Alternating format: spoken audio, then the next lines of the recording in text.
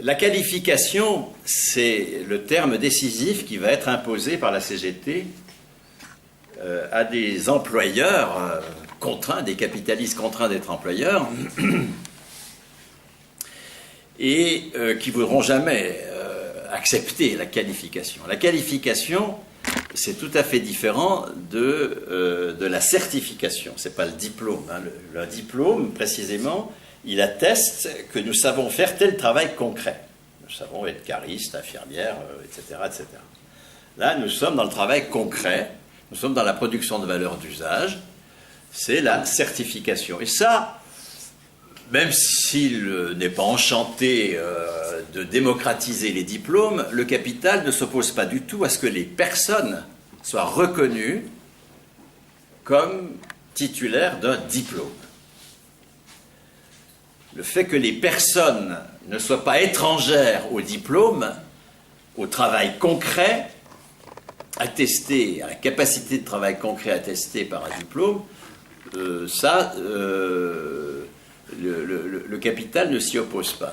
En revanche, il va s'opposer, et il s'oppose toujours, de façon, mais dans une lutte de classe incessante, au fait que les travailleurs soient reconnus comme titulaires d'une qualification.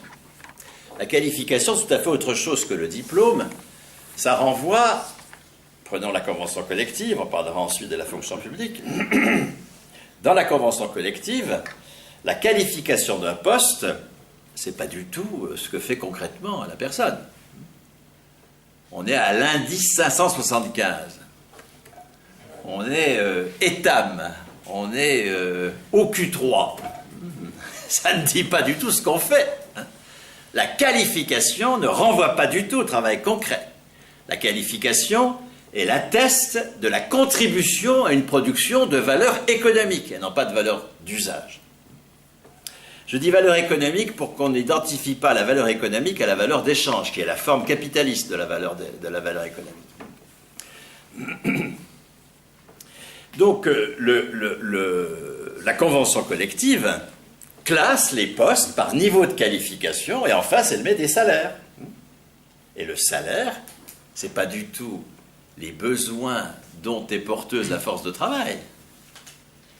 Le salaire, c'est l'attestation que le travailleur contribue à un certain niveau de production de valeur économique. Là, on commence à poser les travailleurs dans l'ordre du travail. Si par travail, on entend la production de valeur économique, je rappelle la distinction que j'ai faite au départ, l'activité, c'est la production de valeur d'usage. Nous passons notre temps, en démarrant, je ne sais pas quoi, le café le matin ou n'importe quoi, nous passons notre temps à faire du travail concret. Là, nous ne sommes pas étrangers à ce travail concret. C'est au travail abstrait que le capital nous rend étranger. Hein. Le texte des manuscrits de 44 est superbe, vraiment. Il y a des fulgurances tout à fait considérables. Merci de l'avoir lu. Et tout l'enjeu de la lutte de classe, c'est de rendre les personnes, de rendre le travail interne aux personnes, de faire du travail un attribut de la personne. Vous voyez, de faire donc de la qualification un attribut de la personne. Et donc du salaire un droit politique lié à la personne. Là, on n'est plus étranger au travail, à partir du moment où le travail devient un attribut de notre personne. Tout comme le travail concret. Le travail abstrait devient un attribut de notre personne. Donc l'enjeu de la convention collective, c'est de qualifier des postes de travail. Et de faire du salaire à la qualification le substitut de la rémunération capitaliste. Lorsqu'aujourd'hui on annonce que le salaire c'est le prix de la force de travail, on nie complètement les victoires ouvrières. Ça a beaucoup à voir avec nos défaites depuis 30 ans. Ça a beaucoup à voir avec l'extrême difficulté dans laquelle nous sommes dans la mobilisation actuelle. Nier en permanence les conquêtes.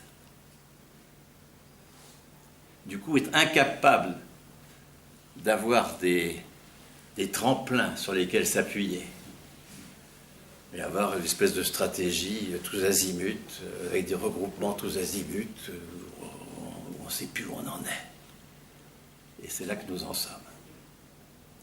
Donc, c'est pas pour l'art que je vous raconte cette histoire. Hein. Je fais de la politique. Hein. Je suis un économiste communiste. Même si dans le Parti communiste, les économistes communistes officiels me prennent, m'injurient, parce que c'est à peu près à ce niveau-là que les choses se passent. Je rappelle que je suis au Parti communiste depuis 1969. La qualification du poste, c'est une victoire à demi, cela dit. Parce que c'est le poste qui est qualifié. C'est pas la personne. Et qui décide du poste? C'est le propriétaire. Et donc, la CGT et le Parti communiste, évidemment, sont parfaitement conscients du fait que l'emploi, c'est une conquête. Je l'ai dit. Obliger les capitalistes à être employeurs, c'est une conquête.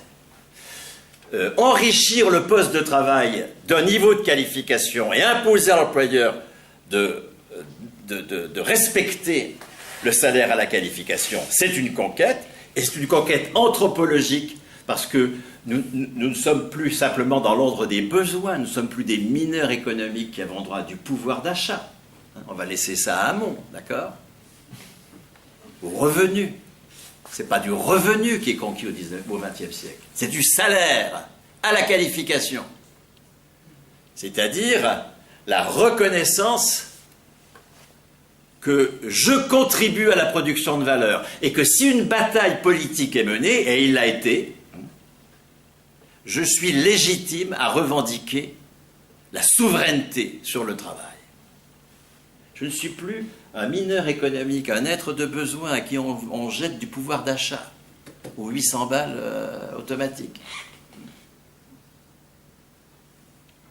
Je suis, la CGT et le Parti communiste le répètent dans tous les tracts des années 50, nous sommes les seuls producteurs de la valeur. Les capitalistes ont besoin de nous, nous n'avons pas besoin des capitalistes.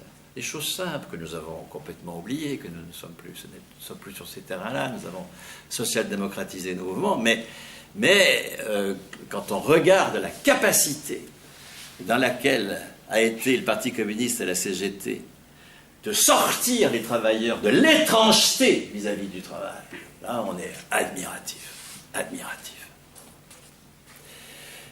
L'emploi, c'est une victoire à demi, puisque le support du salaire à la qualification, c'est pas la personne. Si j'ai pas de poste, je suis à poil. Vous voyez l'enjeu qu'a été la conquête du chômage comme droit au salaire, et non pas comme droit à l'emploi.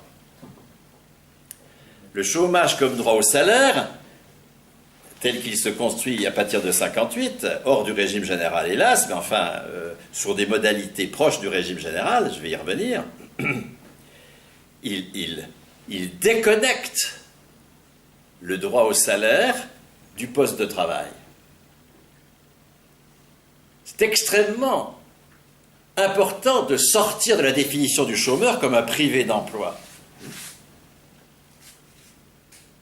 Parce que sinon, nous identifions salaire et emploi.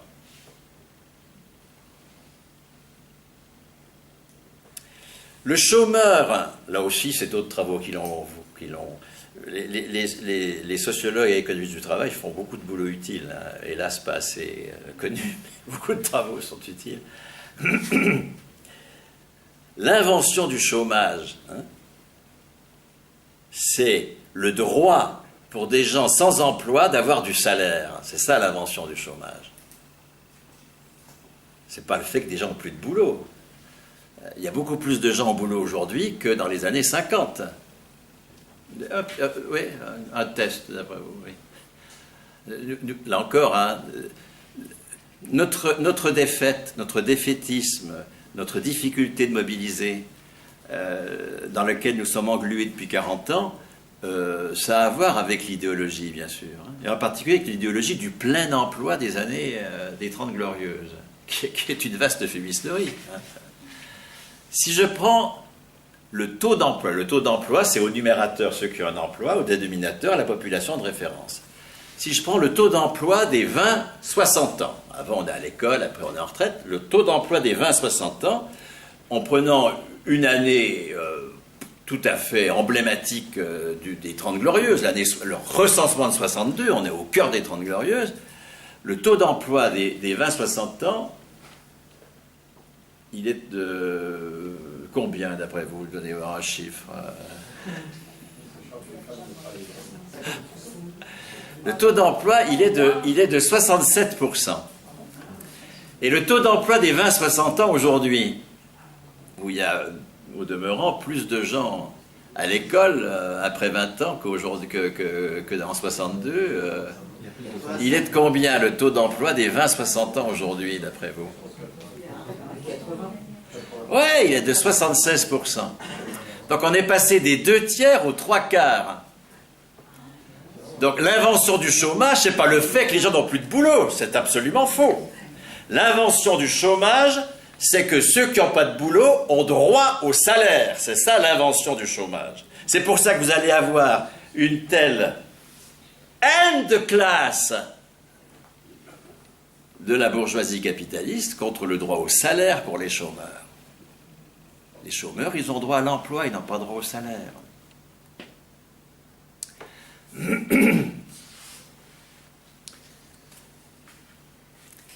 Et si nous les définissons comme privés d'emploi, nous sommes intellectuellement aliénés. L'aliénation.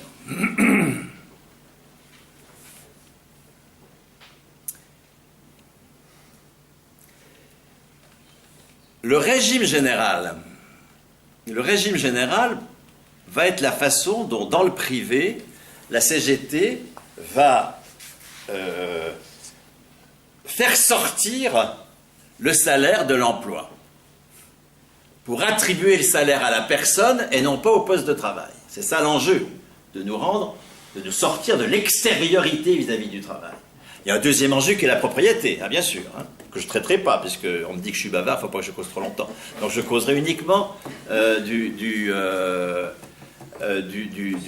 la conquête du salaire comme droit politique de la personne, pour sortir de l'étrangeté vis-à-vis du travail. L'autre conquête, c'est la propriété. Ben, on verra dans le débat si la question vous intéresse. Le régime général se construit en 1946 contre la sécurité sociale, qui est pléthorique. Il va falloir passer de 1300 caisses à 200 caisses. Il va falloir regrouper dans un statut unique 70 000 salariés. La sécurité sociale, c'est une initiative capitaliste qui apparaît à la fin du XIXe siècle et qui, en 1945, est pléthorique. Et les révolutionnaires, en 1946, vont construire une alternative à la sécurité sociale, le régime général. C'est pour ça qu'on nous dit tout à fait le contraire. Hein. La Sécu est née en 1945, c'est De Gaulle, défense de la Sécu, enfin, ça nous rend impuissants, mais complètement. Qu'est-ce qui se passe en 1945? Rien. Qu'est-ce qui se passe en 1946 quand il y a 5 ministres communistes au gouvernement sur des strapontins, qu'on donne à des communistes, hein, le travail, la santé, puis démerde-toi avec ça. Hein.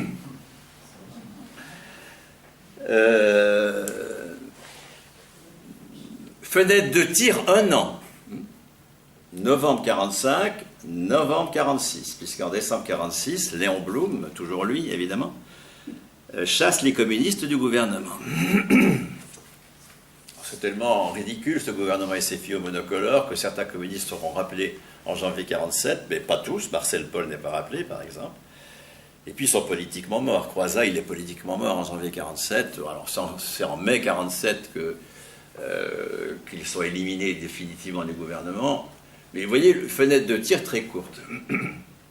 Et là, ça va être l'occasion de construire une institution de classe face à l'institution de la bourgeoisie qu'est la sécurité sociale. Le l'enjeu, il est d'unifier les régimes. Nous avions un dispositif complètement illisible, hein, qui était centré sur les allocations familiales, c'était le cœur des prestations, la moitié des prestations c'était les allocations familiales, c'était des caisses patronales, avec des taux qui allaient de 4 à 17% du salaire brut, pour la raison que c'était un instrument, les allocs, c'était un instrument de guerre contre la hausse des salaires.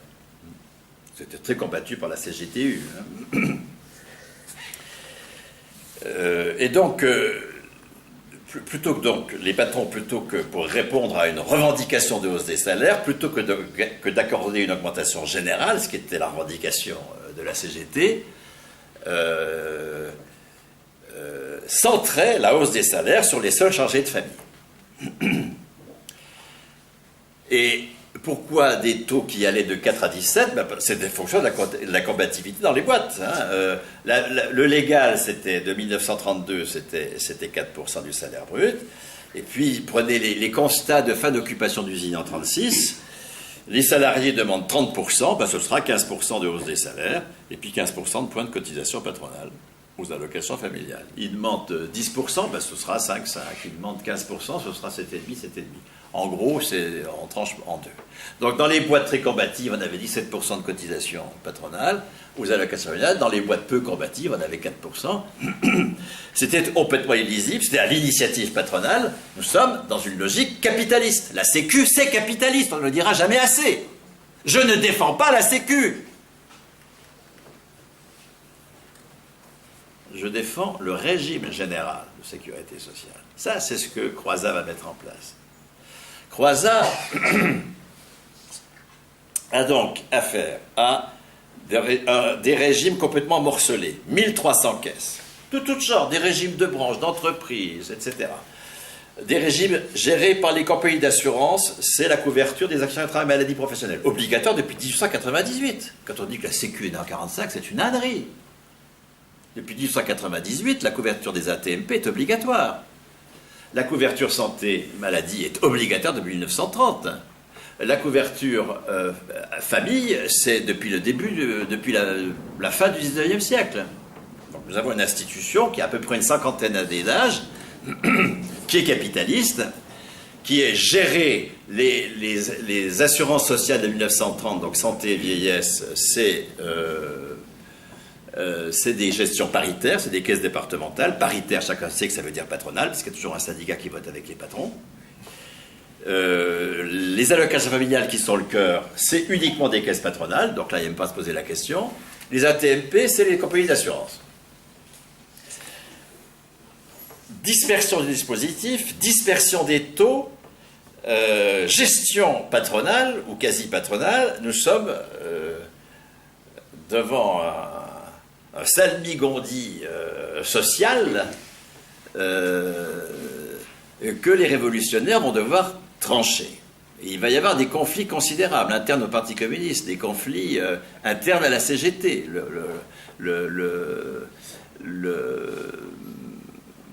Le premier congrès de la CGT postérieur à la guerre, en 1946, témoigne de conflits tout à fait considérables autour du régime général, justement. Vous avez des textes de la Confédération qui sont extrêmement intéressants, qui disent certains camarades pensent, parce qu'ils sont sur un marché en expansion, jeunes, qu'ils ont intérêt à faire des régimes spéciaux. Mais qu'est-ce qu'il en sera dans 50 ans? Certains camarades, parce qu'ils ont un niveau de qualification plus élevé, et donc des salaires plus élevés, pensent qu'ils peuvent faire des régimes complémentaires spéciaux. Mais qu'est-ce qu'il en sera dans 50 ans? Tout ce monde-là aura affaibli le régime général et puis il sera peut-être obligé d'y revenir, enfin, etc., etc. Vous avez une prescience d'un certain nombre de responsables syndicaux à la CGT, mais qui se heurtent d'une part à tous ceux qui vont construire Force ouvrière, hein, donc tous les dirigeants socialistes de la CGT sont absolument hostiles au régime général. Et dans le Parti communiste, vous avez un conflit entre Croizat et Paul, hein, qui va être tranché en faveur de Paul, hein, pour un régime spécifique pour les électriciens et gaziers. Et lorsqu'enfin les fonctionnaires rentrent dans le régime général, en décembre 1946, c'est-à-dire vraiment en queue de comète, c'est nié dès mars 47 par la loi Maurice qui autorise les mutuelles à gérer les prestations des fonctionnaires au premier franc. Et donc qui se substituent au régime général et qui sont aujourd'hui des adversaires de classe, les mutuelles. Hein, c'est vraiment l'outil qu'utilise le patronat pour en finir avec le régime général. Donc le régime général, c'est il est général. Donc il pose une classe dans sa lisibilité. Il sort des corporatismes, etc., etc. 2, le taux est unique, taux unique. Les révolutionnaires se sont battus contre la modulation des taux. C'est la même que nous revendiquons aujourd'hui de façon imbécile. Taux unique, pour qu'il n'y ait pas de prise pour les patrons. Si vous faites des taux modulés, en disant, par exemple, les entreprises qui sont fortement capitalistiques, elles auront un taux de cotisation plus élevé. Les entreprises avec forte main-d'œuvre ont un taux de cotisation plus faible. S'il n'y avait pas de sous-traitance, pourquoi pas? Mais la question, c'est que les entreprises capitalistiques sont des donneuses d'ordre pour des boîtes de main-d'œuvre qui sont des sous-traitantes. Si, par exemple, au lieu d'avoir 66% de taux de cotisation, ce qui est le cas actuel, la moyenne, 66% du brut, 44% de cotisation patronale, 22% de cotisation salariée, c'est à peu près cela. Si au lieu d'avoir 66% du taux, vous avez un taux à 100% pour les boîtes fortement capitalistiques ou pas correctes du point de vue de l'emploi, des machins comme ça, et puis à 50% pour des boîtes de main-d'œuvre, ça va donner quoi? Ça va donner que les boîtes capitalistiques, qui sont des donneuses d'ordre, vont dire à leurs clients, à qui ils achètent de l'ouvrage, parce qu'on est revenu largement au 19e siècle en matière de sous-traitance, vous dire, écoutez, vous avez 16 points de cotisation en moins, vous allez nous faire des prix à 16 points de moins. Ils n'ajouteront même pas, s'il vous plaît.